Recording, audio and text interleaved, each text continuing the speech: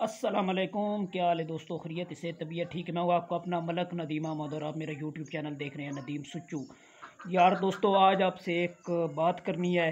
बात यह है कि अगले दिनों वो आपको पता होगा कि सिंध में जो उठने की टांग काटी गई है उसके हवाले से, और दूसरा एक मैंने वीडियो लगाई है अपर खानपुर में बकरियों को ज़िंदा फांसी दे दी गई है। और आज का ये वाक़या है कि उमरकोट शादात सिंध में एक ऊँटनी की बच्ची को चारों टांगें काट दी गई हैं।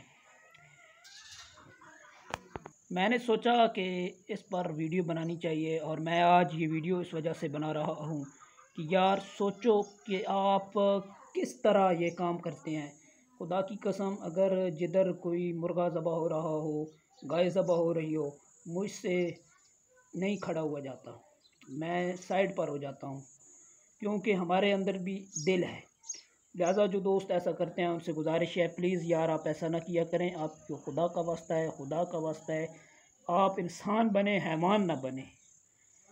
तो हज़ूर नबी करीम सल्लल्लाहु अलैहि वसल्लम की बरगाह में एक ऊँट पेश हुआ और कहा, या रसूल अल्लाह, मेरा जो मालिक है वो मुझसे काम ज़्यादा लेता है और जो है पट्ठे ये चारा कम खिलाता है। तो मेरे नबी और आपके नबी ने, मेरे और आपके नबी हज़रत मोहम्मद मुस्तफ़ा सल्लल्लाहु अलैहि वसल्लम ने फरमाया कि उसको मालिक को बुलाया और कहा कि ये तुम्हारी शिकायत लगा रहा है कि तुम इसको ज़्यादा काम लेते हो और काम खाना खिलाते हो, तो इसको काम भी ये लिया करो, लेकिन साथ में खाना भी खिलाया करो, पानी पिलाया करो। मेरे आपके नबी ने तो हमें इंसानों के हकूक़ बताए हैं, किस तरह बड़ों से बात करनी है, छोटों पर शफ़क़त करनी है। मेरे और आपके नबी हज़ूर मोहम्मद सल्लल्लाहु अलैहि वसल्लम ने फरमाया, जो छोटों पर शफ़क़त नहीं करता, बड़ों पर रहम नहीं करता, तो वो मेरी उम्मत में से नहीं है।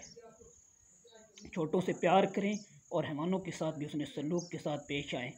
अक्सर कभी कभार देखता हूँ कि कुत्ता या कुतिया रास्ते से जा रही हो, अमूमन मेरी भी आदत थी पहले, मैं भी पत्थर उन पर फेंकता था, लेकिन हमारे उस्ताद हैं, उन्होंने हमें कहा था कि यार इनका भी हक़ है ज़मीन पर, अल्लाह की ये ज़मीन पर रहते हैं, इनका भी हक़ है। तो खुदा के लिए यह पैगाम आप दोस्तों के लिए है, प्लीज़ इसको ज़्यादा से ज़्यादा शेयर करें, मेरे लिए नहीं, अपने लिए, ताकि कोई इस पैगाम से कोई अच्छा पैगाम हमारी तरफ से जाए।